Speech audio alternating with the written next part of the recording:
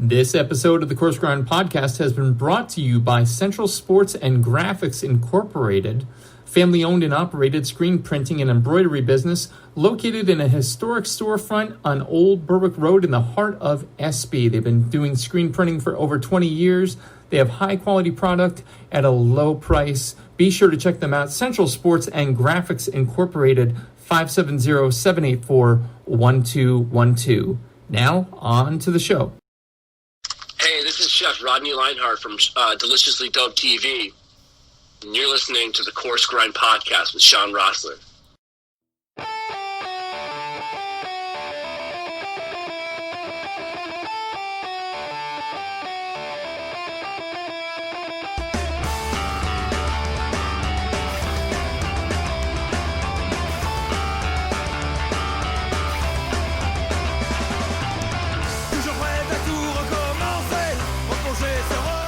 Ladies and gentlemen, welcome back. Episode number 141 of the Coarse Grind Podcast. With you this evening, host, creator, Shawn Rosler.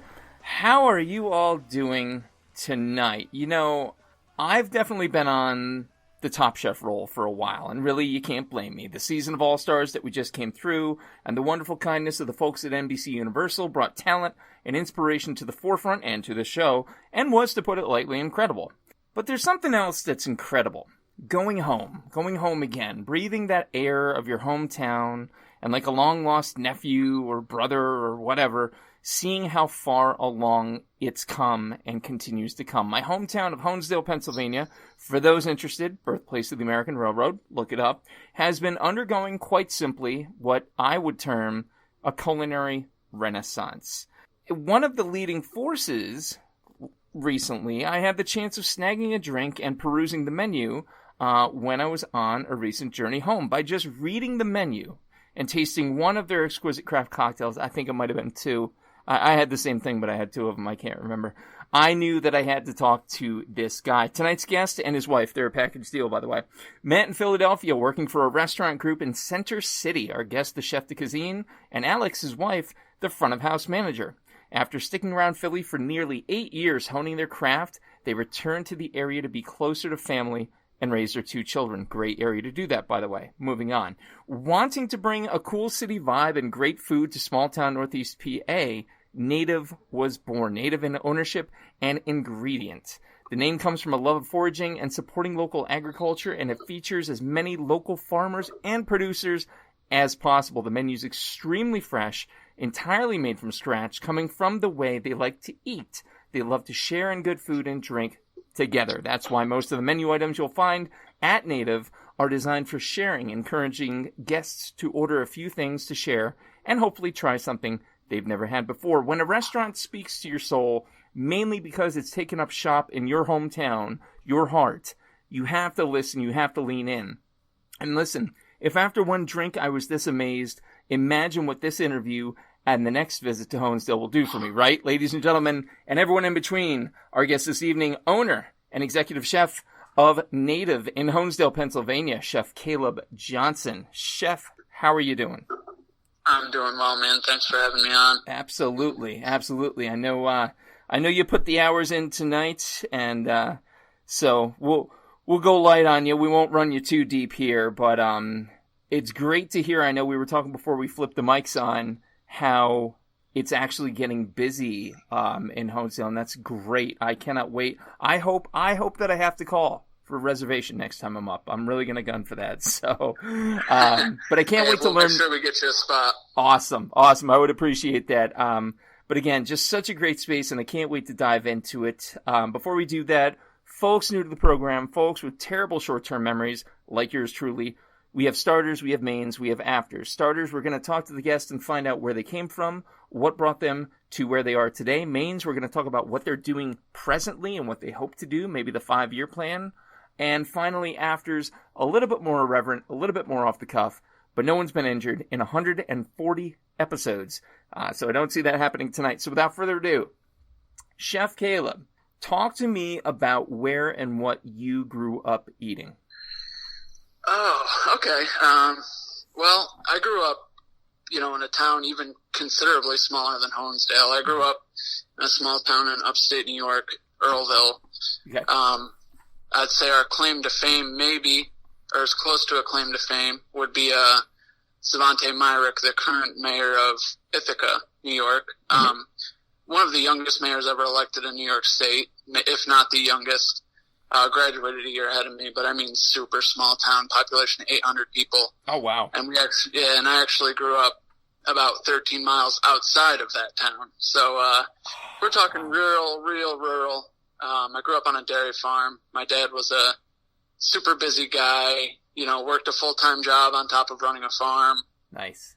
Yeah, and it was a really cool way to grow up. It was something that, I'm sure we'll touch on as we get further, but, being down in the city, it was kind of cool to work at a restaurant that was bringing whole animals and stuff in, because that's just how we grew up. That's just how my dad was, on top of the dairy farm. So we were constantly just pouring milk from the bulk tank to bring home. And he was also constantly raising animals for us to eat, everything from pigs. My dad is an avid hunter, harvests whitetail every year. So, we grew up butchering and raising and consuming meat that, we had either raised or hunted. And at the time, it just seemed like a way of life. And then when, once you branch out and you get a little bit older, you realize, there's something really cool to that. And I don't think it's an experience that a lot of people get to have in this day and age. No, it's interesting you say that. Obviously, I came into the space and just loved it. So, of course, first thing we do is we jump on the social. I'm checking it out. And I'm like, damn, this guy's a hunter. And my dad was a hunter, in Honesdale for a little bit anyway, but like, I've never had that experience, and my oldest has now just taken to it.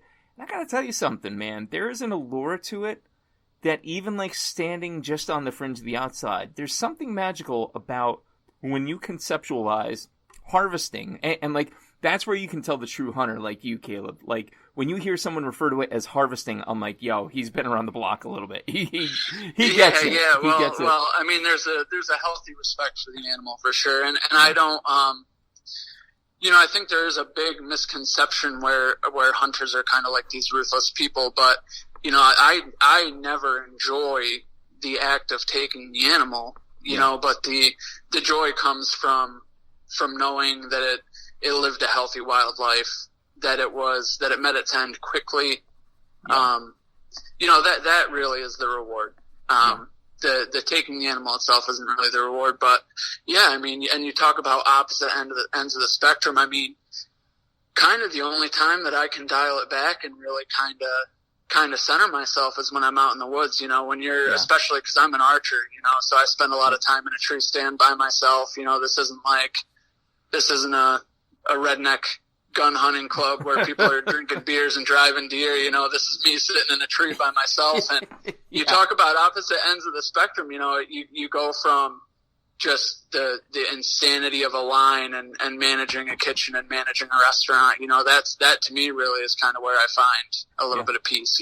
Oh, I'm sure. I'm sure. And again, my oldest actually took his first. I joke because he's gotten lucky in life, way too lucky for his own goddamn good, as far as I'm concerned. Literally, first shot, first morning, he drops his deer. Well, that's awesome. Yeah, that's really good for him, because then he's going to be hooked. I know guys. I remember I harvested my first deer with a bow when I was really young, and when my dad called up his buddy, and he came and helped us track and field dress it and drag it out and everything. And I remember, this was a guy that had been bow hunting for. Avid hunter. He harvested animals with a gun quite regularly, but he had been bow hunting for, I think it was like 15 or 17 years or something. He'd never taken one. And here I was, a 14-year-old kid. Yeah. And he was helping me track and that's what I'm saying, though. He was insufferable. He came home with a shit-eating grin on his face, like no one could beat him. I'm like, come on, man, let him suffer a little bit. Can we get that? Just a little. Just a little. So that's awesome. So, this rural, like, listen, when you can say smaller than Honesdale, we know where you're talking. We know the kind of town you're talking. And this focus on harvesting and on the life cycle of the animals that give their lives for us. It's really a truly noble concept. Looking back at that then, and I'm sure, like, dishes and dinners that were made, like, what are some that stand out to you, like when you were a young kid? Well, there's something that we would always do.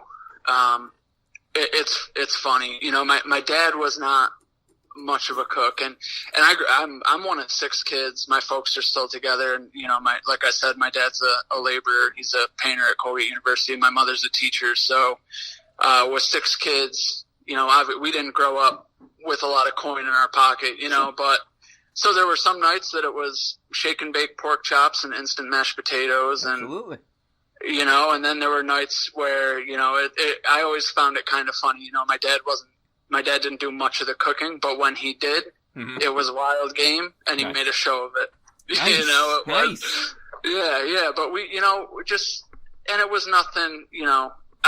There's some things that he did growing up that I've adapted for a restaurant, and honestly, I think my favorite thing is, people say that bass isn't a particularly well-eating fish, but he would always do this thing. He'd call it poor man shrimp. And what he would do is he would just poach it and then let it cool, and you'd eat it like shrimp cocktail. And it's just, talk about fond memories. Really? Yeah. So you're talking like peak of summer, and you got this fish that most people don't even, most people are throwing them back. And we would, we'd poach them up and eat them cold. And it's, it wasn't incredible, but I've worked on adapting that for a restaurant. We just ran it at we did an event with Catskill Provisions. Oh, that's awesome. And we did kind of a play on that. We did a cod cocktail. Same idea. Kind of, poached it in a bunch of orange and herbs and garlic and served it with a fermented horseradish cocktail sauce. And it went over pretty well, Yeah, but it's those memories, to your point. Like, it doesn't have to be spectacular. I like to, and mind you, hey, listeners, I get it. It's not about me. It's about Caleb. But I have to, we're dads, we're sons, we get it. My dad loved that fake crab meat shit. You know what I'm talking about? Yeah. The Serene, I believe it is. And like, I have such a soft spot in my heart for that, because he literally lay it out like it was crab, and we dunk it in cocktail sauce, and I thought it was the shit. Now, fast forward some years and some wherewithal, I get it. It wasn't quite that. But like, when I make sushi for my kids, I've worked on my sushi rice now for like 5 years, and I finally got it down. That's one of my favorite pieces to make for that very reason. So like, here you are bringing that poor man shrimp concept forward, and here I am with my kids, and it speaks to the fact that I actually think it was an adoption agency or something about foster care, a commercial that said you don't have to be perfect to something or other, and it really made sense to me. It really spoke to me. So that's cool to hear from someone as prolific and, just incredibly talented as you, that like, you have a similar memory to that.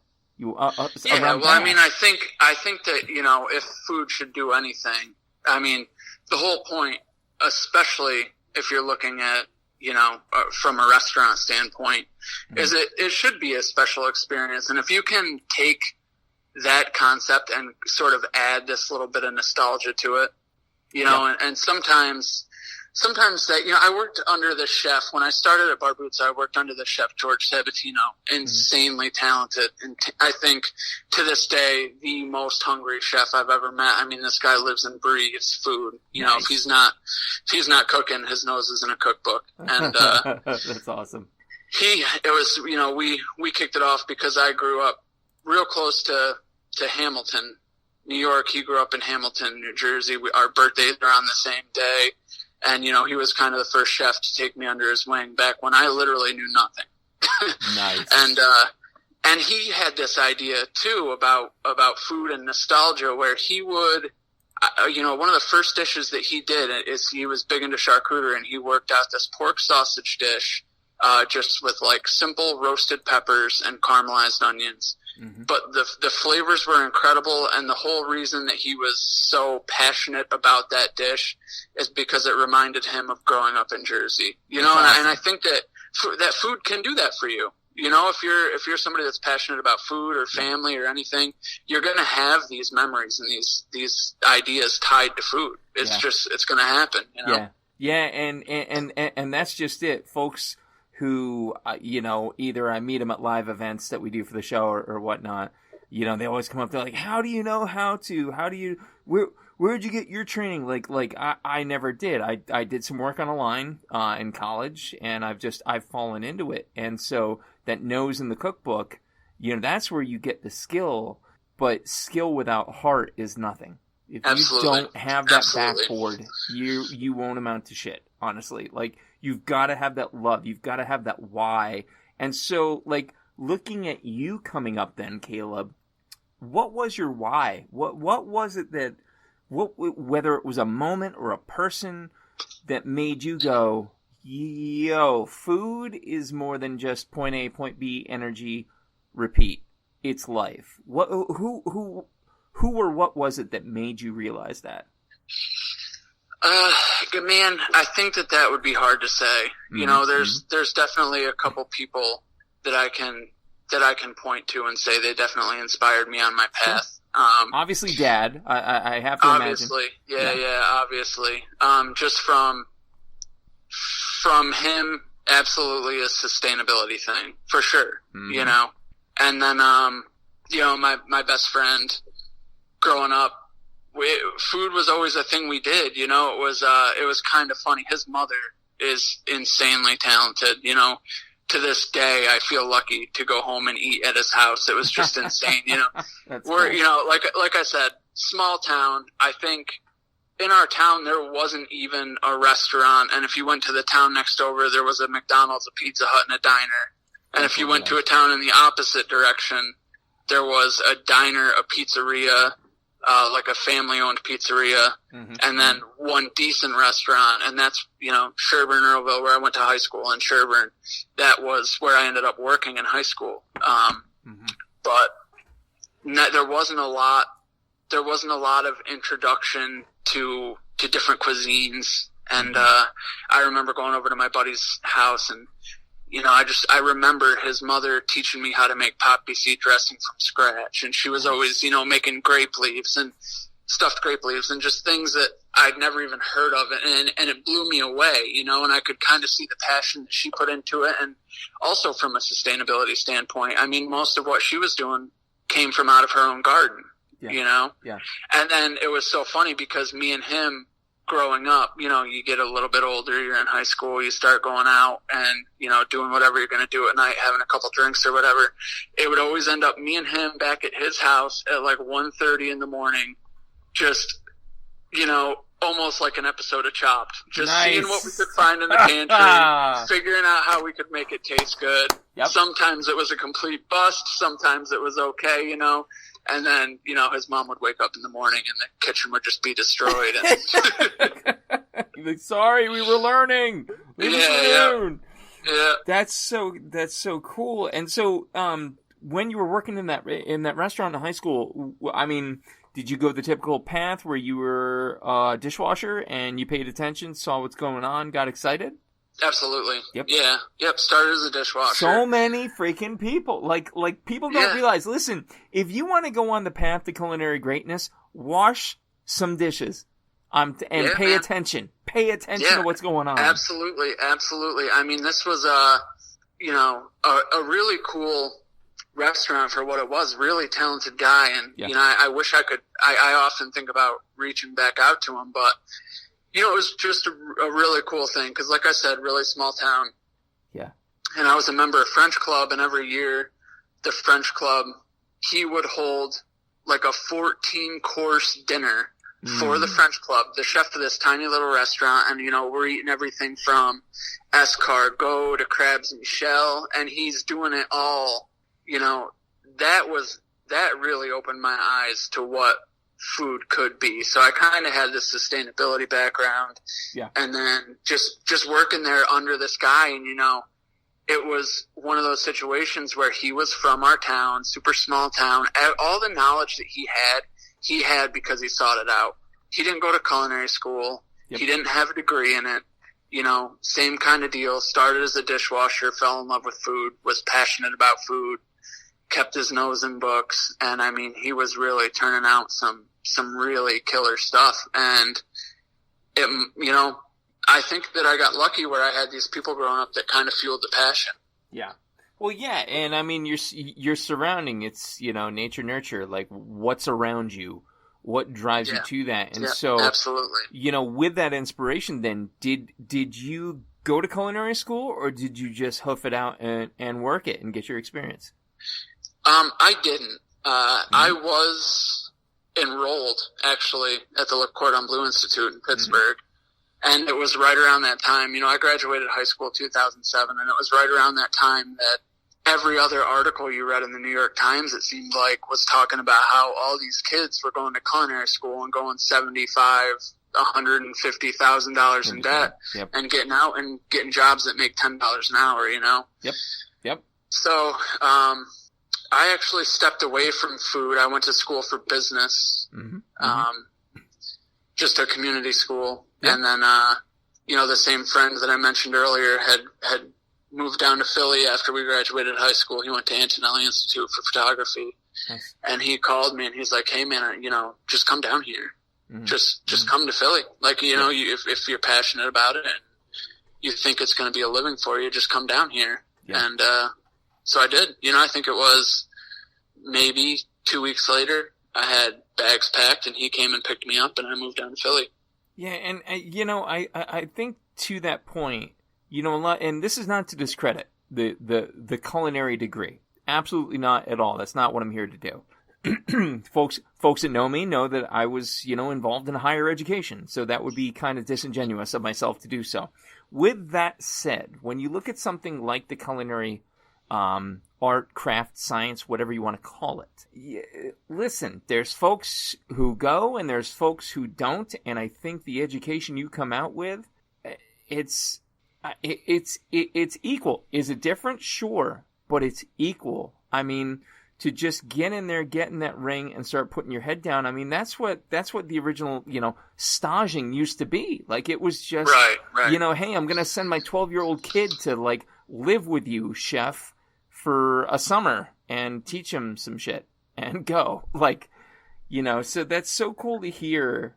Because I think, it's, you know, it's not any different, really. I don't think it's any different than anything else. You get out what you put in. Exactly. You know? So exactly, man. So here's the trade-off. You know, the only reason that I got my spot in the city is because I was fast. Because I'd been on a line for however many years. I'd washed dishes. I kind of knew, you know, enough about the flow of a kitchen. Yep.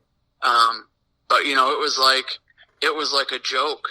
I mean, I came up in Barbuzzo with some just all-star chefs. I mean, everybody that I came up under at Barbuzzo right now is either a restaurant owner or has been a restaurant owner or is an executive chef. Every one of them. Nice.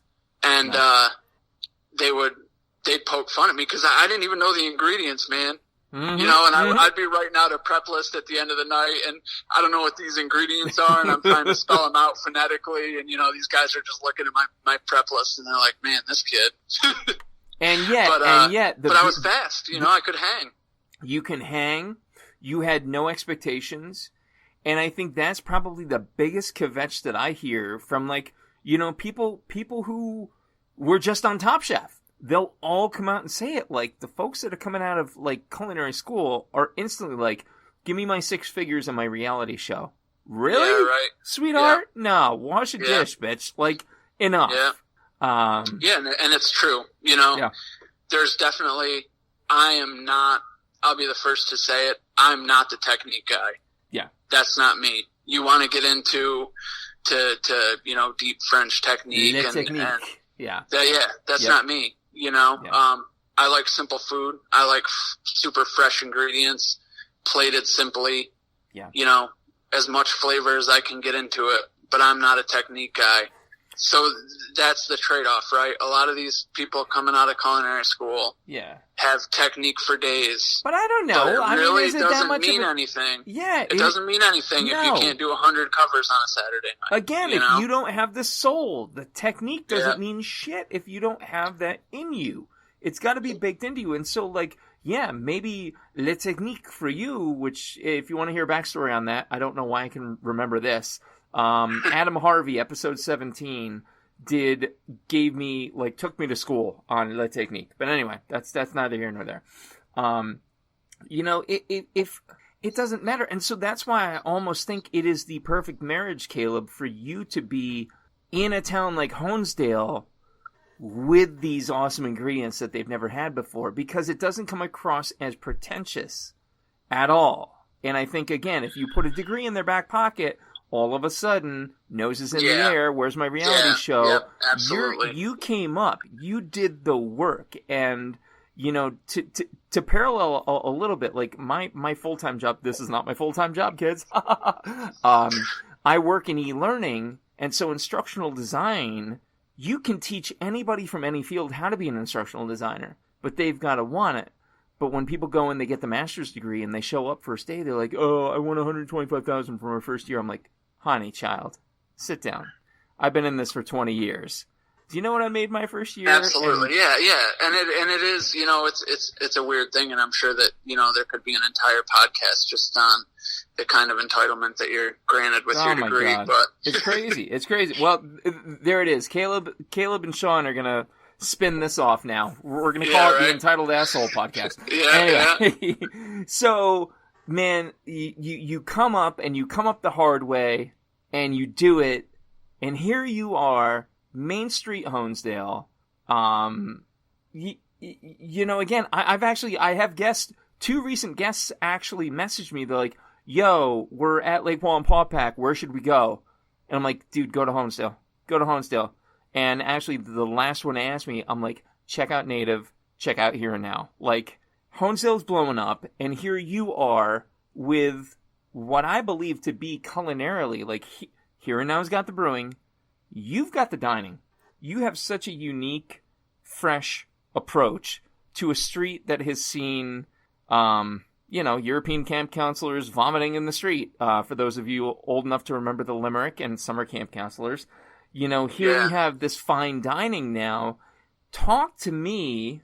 We went over what the mission overall of Native is and the inspiration behind it, but like, where do you find inspiration now, especially in the midst of this pandemic we have going on, to keep it going? How often do you change your menu, would you say, Caleb? Well, I mean, we've yet to do a full, you'll never see a full overhaul. We have good. Okay.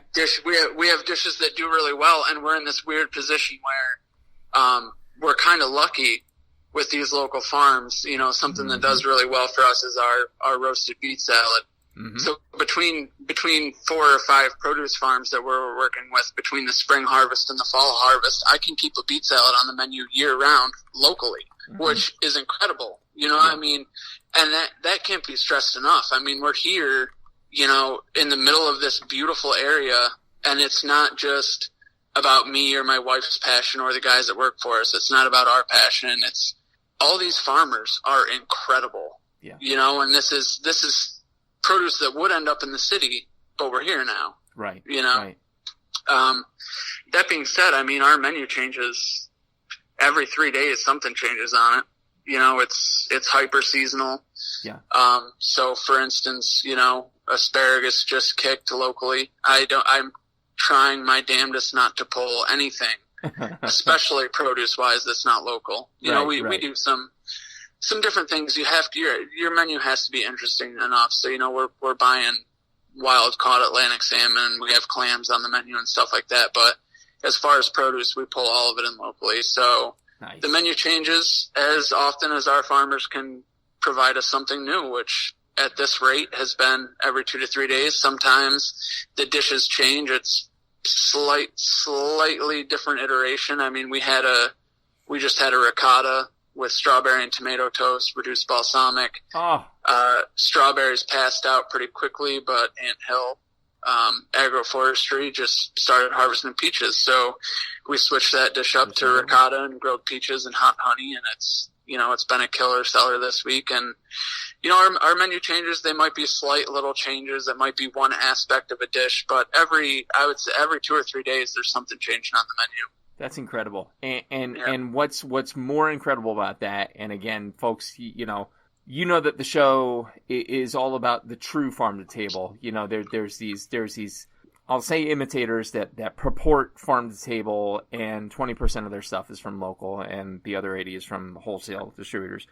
You know, these are the kind of people that you want to frequent, folks. If you want to say, well, farming's hard, we need to support our local farms, I want to know where my food comes from, I don't want any, unnecessary shit in my food, these are the places you need to go to. These are the people who value it. So please frequent places like Native and Honesdale and others like it, because it's that, and it is going to change. Like, you have to be okay with that, because food, I hate to break this to you, Karen in the back, food, like, not everything is available year-round in the real world. Like, it's okay. Things are going to change. But yeah, absolutely, and they should. They should. I mean, you grew up here. It's a small town, and the one thing is, there's some places around here that are, we're not the first. There's some incredible restaurants around here. There really are.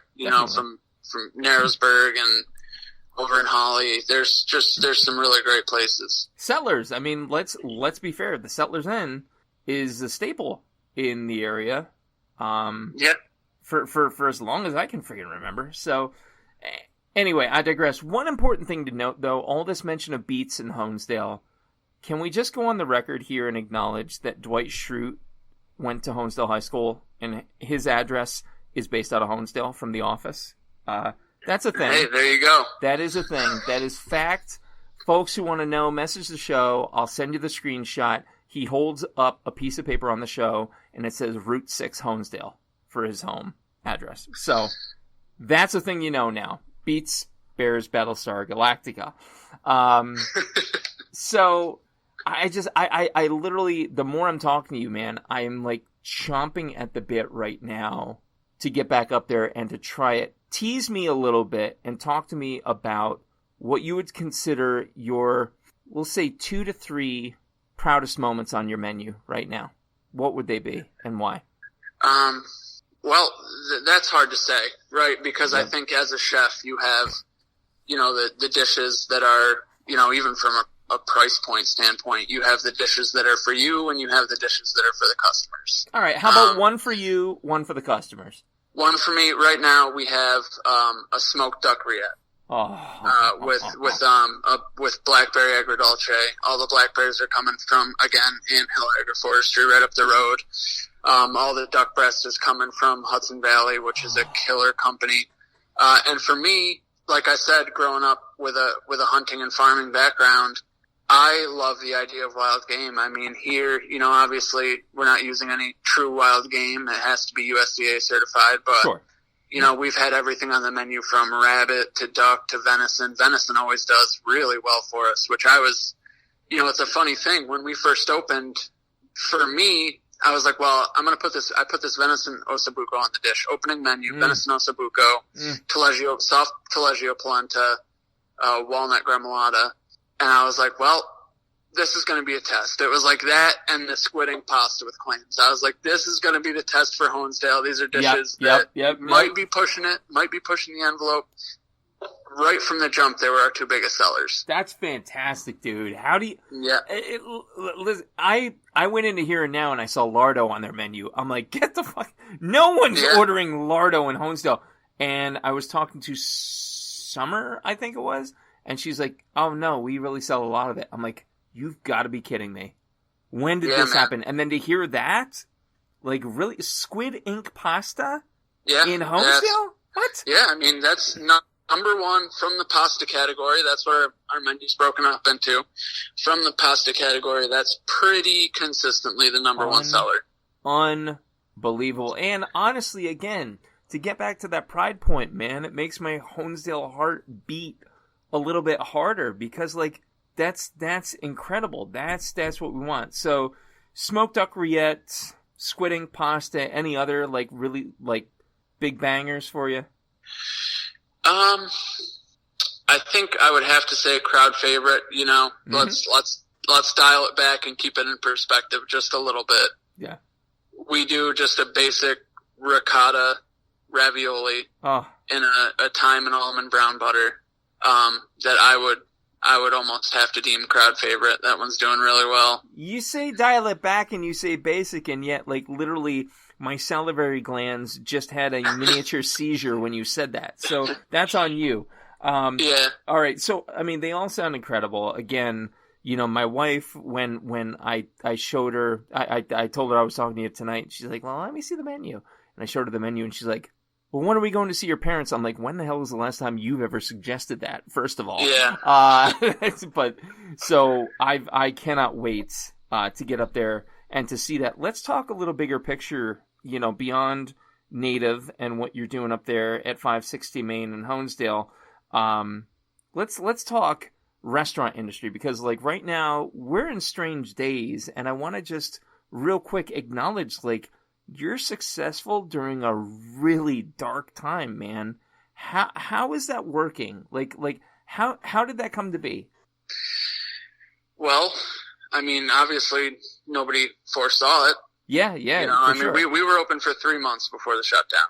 Okay. 3 months. Yep. That's 3 months between grand opening and state mandated shutdown. Sure.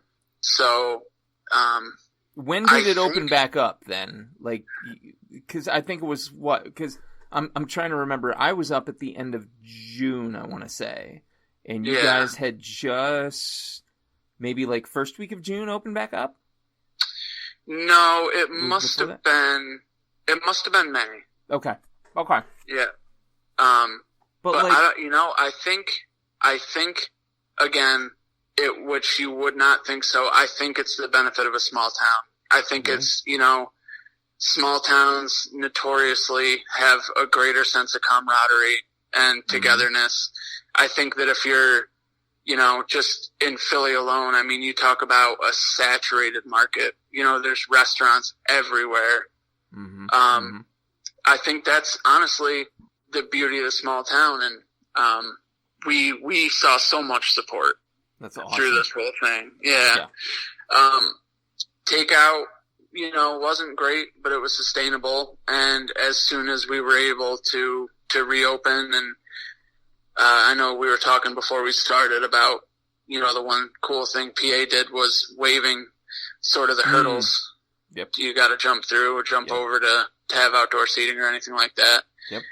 As soon as we were able to get that seating outside and start welcoming guests back, people showed up. That's and incredible. It's been more and more so every week. So again, speaking to that heart point, speaking to that hometown feeling, like there's a reason why small towns, I think, notoriously just magnetize the people. Even though in high school we're going, I can't wait to get out of this place. We do, and we come back in droves, and those that stay are even more dedicated to it. And so kudos to the Main Street, Business Alliance. Kudos to like everybody who stuck with you. And so here we are, in August, and you're seating how many on the street in the outdoor seating? 24 people. Jesus, 24 people. Then you've got seating inside.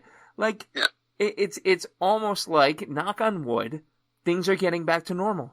Maybe a little bit. It does seem that way. Well, I mean, I think that there you go, small town again. I think that there's a little bit more of a push to get things back to normal. People are a little bit more antsy. People aren't, it's not a city. People aren't, crammed on top of each other. There's some breathing room out here. So I think people are a little bit more anxious.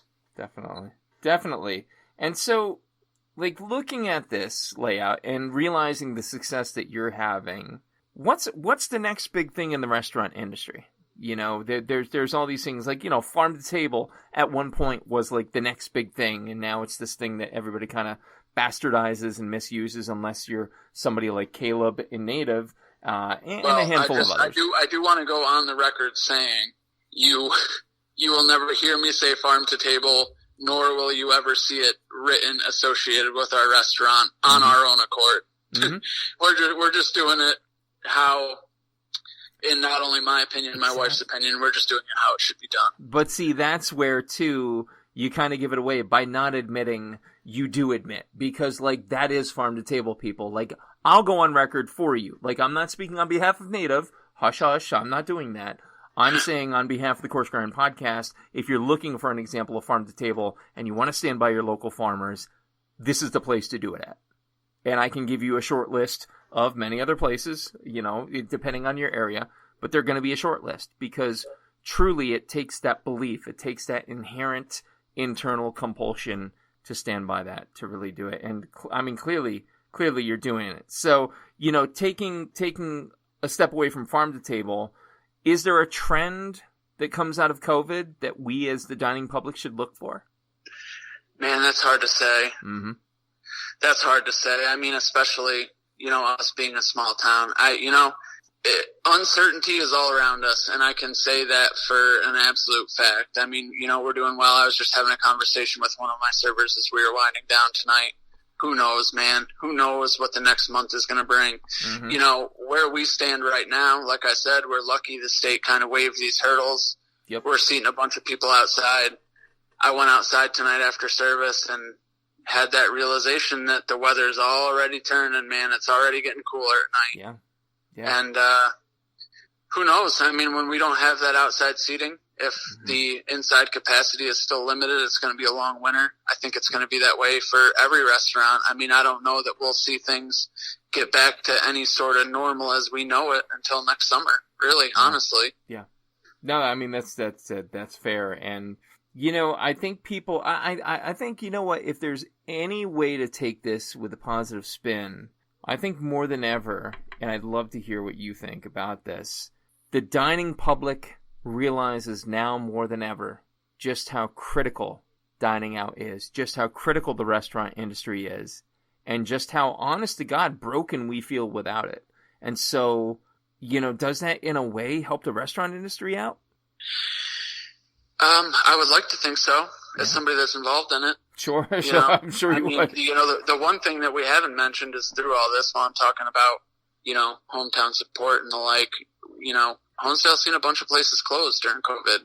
Yep. I think Honesdale's up to 4 restaurants that have closed as a result of this. Here's for me is where it ties in with farming, right? Yeah. Super low profit margin, super hard work. There has to be passion behind it. Damn right. Yep. I wish that it was more obvious to people what went into it.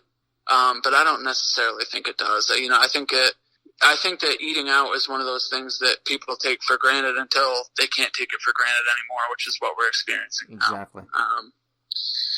Exactly. But who knows? Who knows? I mean, maybe I know for a fact, we deal with so many farms, and the one thing that I can say that I'm elated about is through COVID, our local farmers are mopping up.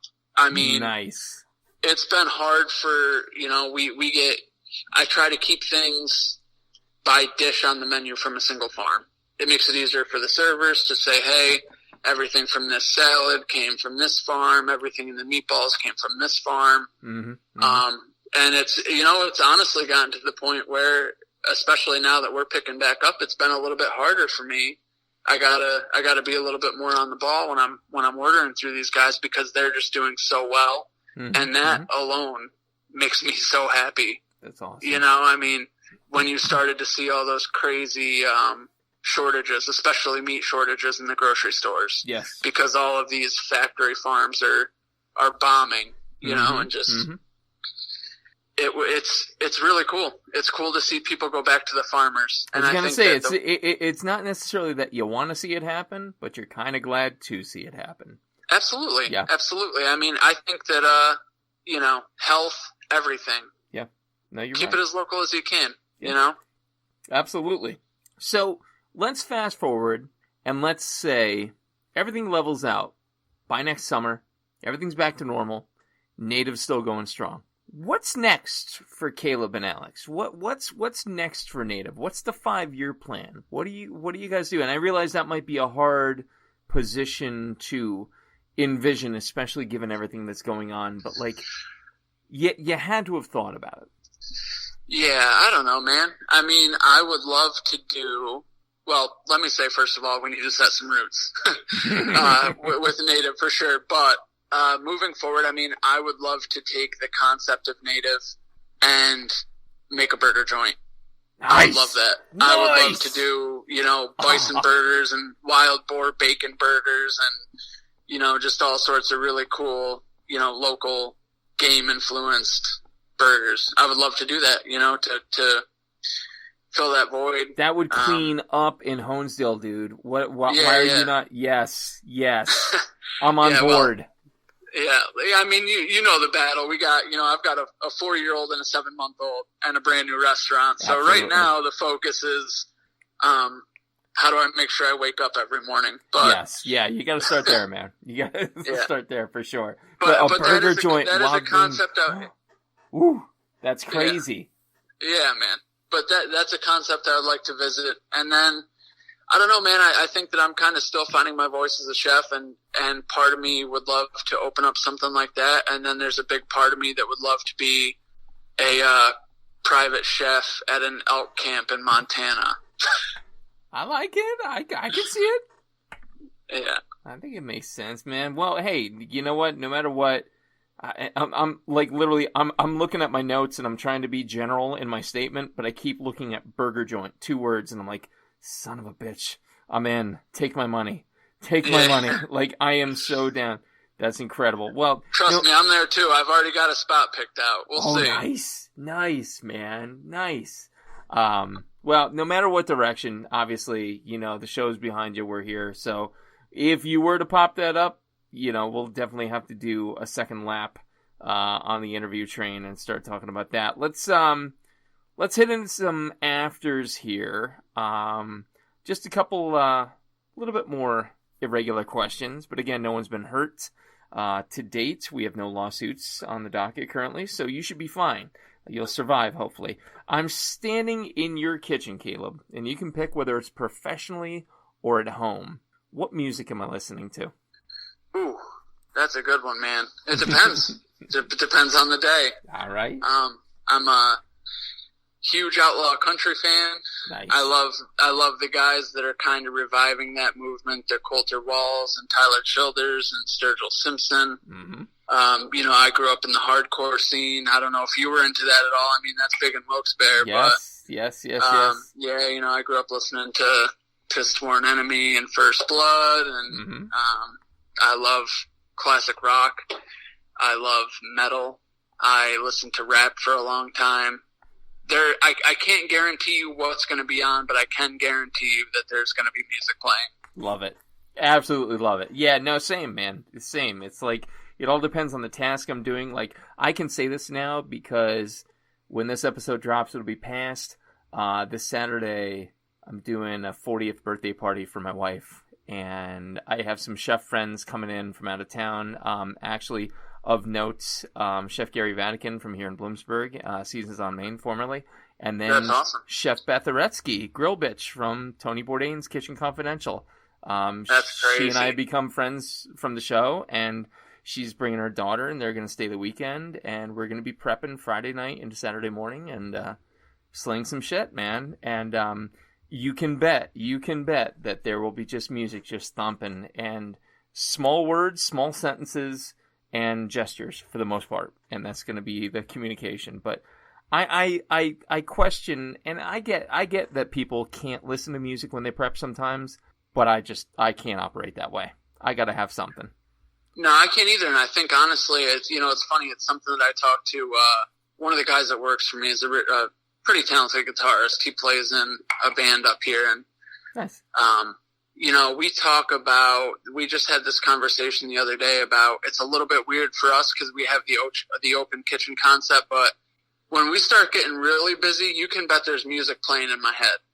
Oh, because sure. I think that it keeps you on time. It keeps you on time. It keeps you on tempo. Yep. And especially when you get so busy that you can't afford to think. Yes. Nope, then that comes into play. Because when that song's been up, it's been 3.5 minutes and it's time to flip your lamb. Yep. Yep. Absolutely, man. And people don't look at it like that. Like, it's distracting. I need to use my tweezers. F your tweezers, dude. Get out of here. All right. Anyway, next after question. Hypothetical situation. You're going to be stranded on a deserted island. And, of course, the hunter. Geez, this is going to be a walk in the friggin' park for you. And you can only take 3 foods or food-type items with you. Unlimited supply, but only 3. What would they be and why? Ooh, 3 food items. Foods or food-type items, like condiments, equipment. Oh, man. Well, venison jerky, Nice. rice, and hot sauce. Yo, he didn't even hesitate. No, I could live off that. No shit. I could live off that and be very happy. Damn, I have nothing to offer. I have nothing to offer back. That was so, like, literally unflinching. He just looked at me and was like, "No, here's my answers. Shut up, interview boy. I mean, all right, I'm sorry." Yeah. And I mean, really, anything else you wanted, you could probably like kill with your hands. There, like Master Hunter. You'd have it all. Handled. You'd have it all handled. Have you at any point had a chance to check out My Last Supper by Melanie Denea?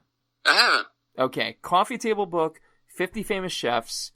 Melanie Denea, world-class photographer, just happened to gravitate towards chefs, and one really cool picture of each chef with the same 5 questions. Your ticket's getting punched the next day. What's your last meal? What are you eating? What are you drinking? Who's there? So, Chef Caleb, I ask you, what's your last meal? Ooh. How many people are allowed to be there? You can invite unlimited, dude. That's really what it's about. It's your party, man. I would guarantee that it would be Mexican food. Nice. Yeah. Beautiful. That I miss more than anything. Beautiful. Being up here. Who am I inviting? My family, which is massive. That includes my wife's family. Nice. We've got a really cool group of transplant friends up here. There's, there is a movement. There is a movement of people moving from Philly and New York to the Honesdale area. It's been really cool. People that we knew in Philly are starting to move up here. So dinner parties are a regular thing. I'd say if you've ever been to a dinner party at my house, I want you at my last supper. And we're drinking, if we're keeping it simple, we're drinking Bullet Rye. Beautiful. Yeah.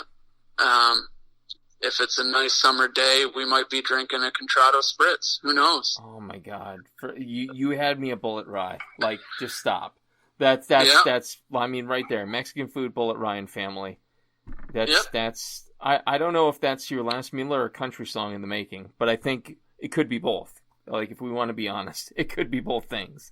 Well, next time we touch base, I wanna hear the lyrics. Yeah, I'll have to start working on them. And finally, Chef, the simplest question, the last question, and yet the most complex. What is food to you in one single word? Oh, geez. That's the hardest one yet. See, he knew the foods on the island, but he's like, he's flinching here. What's going on? I don't know, man. I mean, there's a million ways you could go. What is it? What should it be? I don't know. I mean, obviously it's life, right? Yeah, Sustainability. for sure. Let's just leave it at that. We don't need to get too philosophical at the end here. Nah, man. Absolutely. Ended on a one-word note, life, and, from the sustainability angle, from the sustaining yourself angle. I think that's all. Absolutely. 1,000, dude. Damn. Chef Caleb, I can honestly say in 5.5 years and, live shows and James Beard and this, that, and the other thing, I can honestly say I've never interviewed someone who I haven't tried their food, but I have to say this interview has stoked my fire exponentially to get back up there check out. I look forward to cooking for you. Unbelievable. I cannot wait. Folks who are in and around the Honesdale area, folks who are looking for an excuse to go somewhere cool who are not in the Honesdale area, check it out, man. Native, 560 Main Street, Honesdale, Pennsylvania, 18431. Their web presence, which is an incredible site, by the way, nativehonesdale.com. Be sure to check them out there. Be sure to check them out on the Facebook, on the Insta, all of those social media channels, well populated, well tended to. For more information, you can call 570-647-4933. Again, Native in Honesdale, Chef Caleb Johnson, an absolute honor and a privilege, sir. It was good talking to you, man. I appreciate it. Thanks so much. Again, ladies and gentlemen, this has been episode number 141 of the Coarse Grind Podcast. With me this evening, the incredibly talented and clearly capable hunter-harvester, Chef Caleb Johnson. Our producer, as always, this evening has been the lovely, voluptuous Johnny Leland Robinson, a.k.a. the Reverend Johnny Lamoria. Be sure to check out all his libertarian cinematic pigs feet happenings in the 18431. Next episode will be number 142. Stay tuned.